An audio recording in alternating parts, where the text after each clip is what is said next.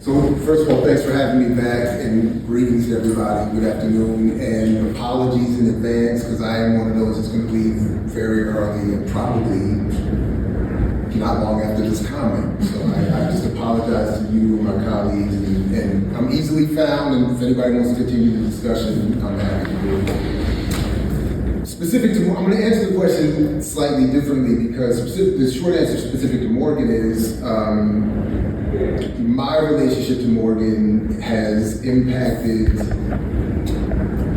the situation in such a way that hip hop can't save me any more than it could be said to save anyone else. And that would be sort of the segue to say what I really wanted to have gotten into today more deeply, which is, in other words, I do teach a class, including this semester, The World According to Hip Hop, where we use hip hop as a lens to talk about all of the things that I think I've always wanted to talk about, which are more having to do with African world history, black politics, radical politics, revolution, revolutionary struggle, so on and so forth.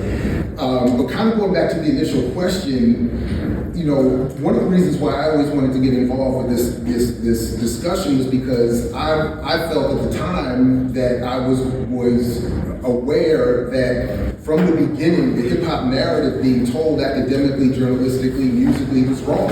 I disagreed with it. So all due respect, like I disagreed with Jelani Cobb, I disagreed with Tim and April, I disagreed with all of these, you know, lovingly in some cases.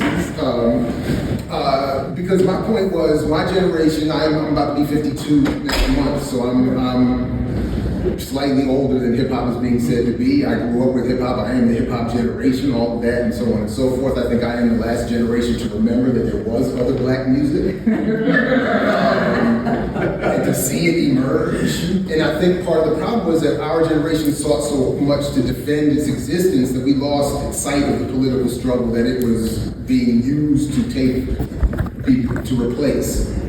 So I just started taking a couple notes thinking like, well, if hip hop is 50, how would we assess the condition of this 50-year-old being, given that I'm roughly in the same spot? So a couple of things, I started to make jokes about the loss of hair, the loss of melanin as almost puns for what's happening. Middle-aged, but black, so in terms of health, probably means something worse than just being middle-aged, at least in its origins. No health care, no pension. Like most workers, it has no control over its labor, does not own its home. It's still renting and borrowing from white corporations who determine the dominant narrative and the popular image. It's still following corporate-led and often childish rumors, and I put in parentheses, Vlad TV. And it has no control over its children. Its children are running amok. All the descendants of hip-hop are running amok, doing their things disassociated from the early traditions and the politics, and which are being retold narratively all this year incorrectly. Because like many people middle-aged, it claims falsely to have done things it never did. Like free us and create a new world. So at the end of the day, we still have the very neo-colonial relationship that birthed the conditions, that birthed the cultural expression in the first place. We're still in a situation where the South Bronx, which is being heralded as the birthplace of hip hop, is still the poorest congressional district in the country.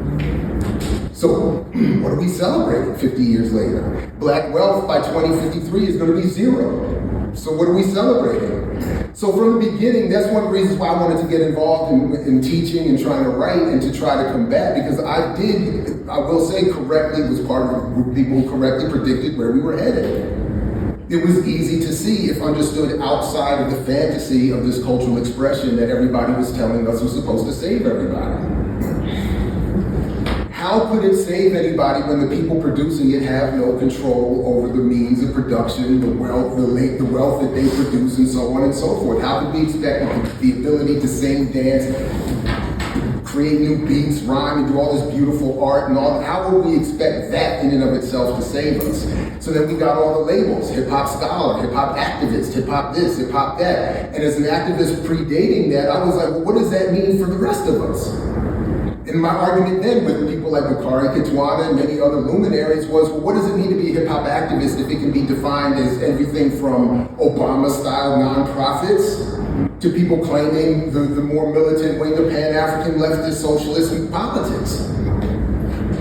Anyway, so I'll stop there by just simply saying that much like what has happened within my specific existence at Morgan, where we have celebrities brought in, and with all due respect, that's what I heard in the example you were telling me a minute at the beginning, that we get celebrities brought in to teach, and that wasn't their calling. They weren't built to, or hoping as a career to teach particularly black working class students at HBCUs. So they end up coming here getting fancy checks and invitations to come in from out of town, and they get these cushy positions that most of us don't get.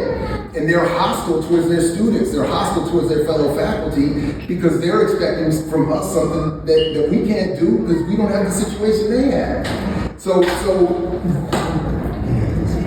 that's why when I really will wrap here, when I see people like Jay-Z or the from the comedic wing, Steve Harvey most recently, telling people I made it to where I am by doing something other than what you could possibly do. Whether it is exist at the top where there can only be one in the first place, or whether it's claiming to have made money through savvy business and this, that, and the third, when no, you hustled your way in through an entertainment spot, got a celebrity, and now were replaced and re-platformed to tell everybody else how to do what you didn't do to get where you got. Anyway.